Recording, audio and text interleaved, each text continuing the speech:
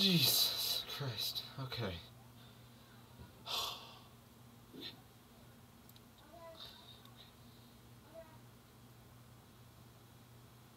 As you can see from the title below, this is going to be a tough one. Okay, so as you know, New Star and I have been doing this review thing where we're trying to out-review each other. I've obviously been winning because I'm just awesome like that. So, like, she's been trying to, get up to my level. It's just been like me and her, and then I keep on going like this, and then she's like here, but then I go like this. So it's kind of like, yeah, I think she's just like really trying here. So, and it shows with this Midnight Madness movie. It's a 1980 comedy film. Yeah. Uh, and it was produced by Walt Disney Productions. You, how? How did Walt Disney Productions ever find anything to like about this movie? Okay, so, and this was also Michael J. Fox's first movie. I found that out yesterday. And sorry about the lateness of this review, New Star, just a lot of factors involved.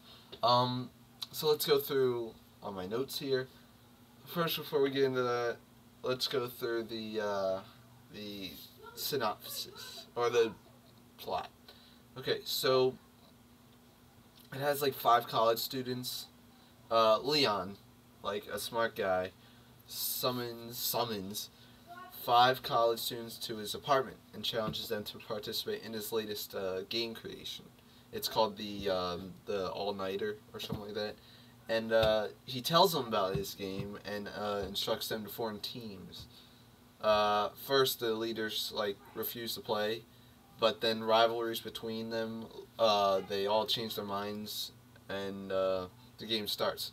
The game works. There's 3 steps. It works like this. Number 1, teams are given an initial clue to solve. When a clue is solved, it will lead to a location. And at the location, they have to find and solve another clue leading to another location, and eventually the end. It sounds interesting. Believe me, I was going into it thinking, wow, okay, this is something else. I mean, this is going to be really cool. However, all the characters are really broad stereotypes. They really are. There's nothing interesting about them. The problem is the writing. It really is. I mean, typical 80s movie, yes, but something's different about this one. It's the writing. It's how broadly stereotypical these characters are, because with this kind of movie, it relies on the characters because they have to be smart. They have to be convincing that they can find these clues. And not only that, but they also have to be interesting, and we also have to root for one of them. I mean, okay, well, I want this guy to win, I want this guy to win. No, again, it's just not. The characters are interesting, and they don't make the story very interesting. I mean, it sounds unbelievably interesting if it was right. It sounds like a Sherlock Holmes movie. It really does. But, again, it just flatlined because of these characters, and because you don't believe they can actually solve these clues in a comedic fashion. I mean, they don't even make it funny. Maybe if it wasn't a comedy film, maybe if they tried to focus it more on mystery and suspense and created better characters, then yeah, no doubt this would have been a better film. This could have been a great film.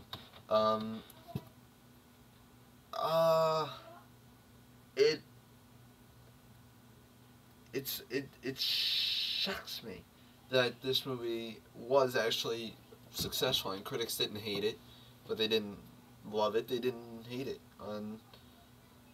It was kind of mixed to negative. I mean, you would think this one would be extremely negative, but again, it's a typical Zadie film. We've gotten used to it by now.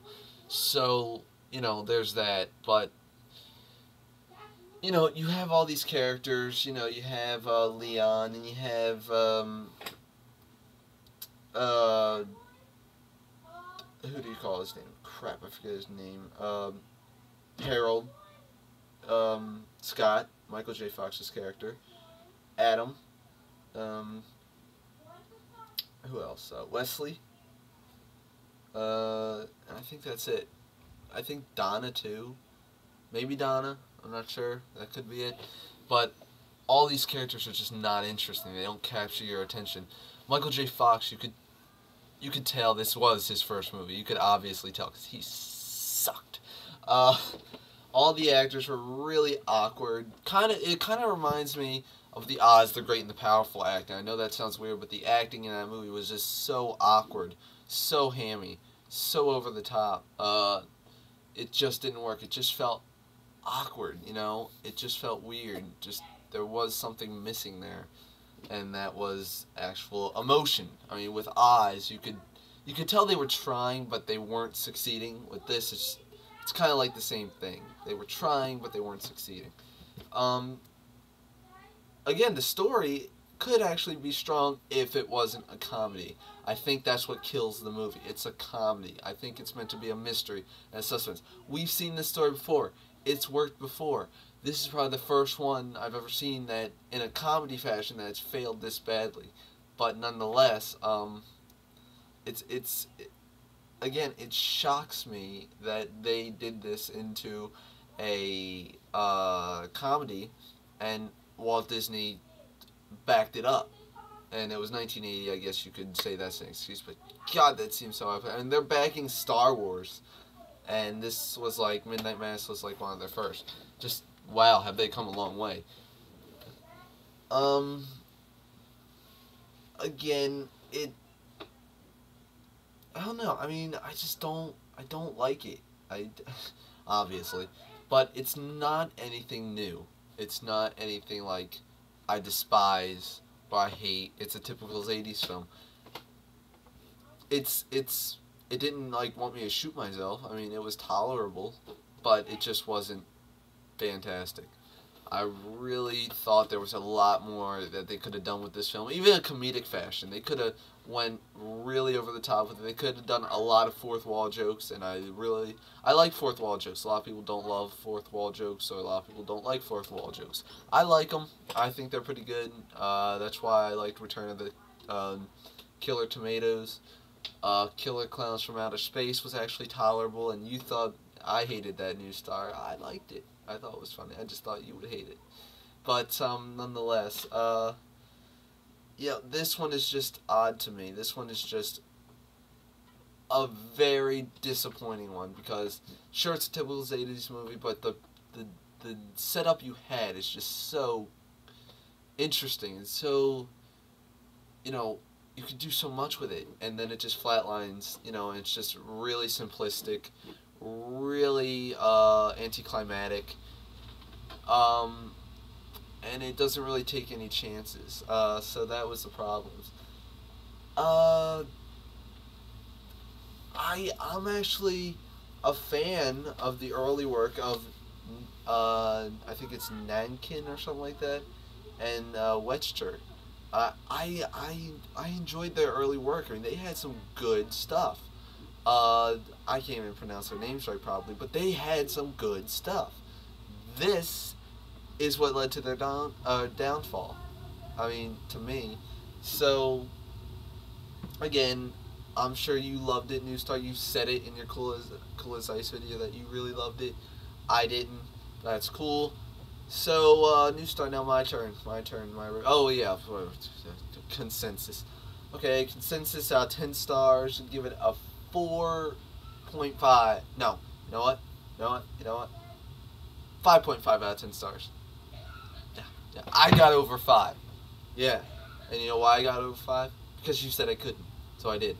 So now I like it even more because I couldn't get over 5 out of 10 stars. Well, you failed now, New Star. You have failed. I got a 5.5. 5.5 out of 10 stars. Ha! So, now it's my turn. And we're going to the 70s. Oh yeah, we're going all the way back. We are going that far back. So, now I'm going to make it easy for you, okay? The movie is called The Doomsday Machine. It's on YouTube. I have it on my favorites. I hate the movie, but to make it easier for you, New Star, because I love you so much, I put it on favorites for you. It's from 1972. It's called The Doomsday Machine, and it's on my favorites, making it easy for you. You will hate this movie. I know you told me on Skype that the movies you don't like, but I'm saving them for later because I have a ton of those kind of movies. I have a ton of those kind of bad movies. So I got all these lined up for you. Thank you for telling me which movies that you don't like, because now I'm going to get the upper hand on you.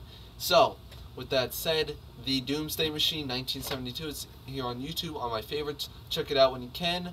And I will be awaiting for your review. And I have to talk to you on Skype whenever you can, because I want to go over some more ideas about the video I was talking to you about. So, whenever you can, get on Skype. You know, Skype me, I'll be on. But check out The Doomsday Machine, and cannot wait to hear your review on that. I win.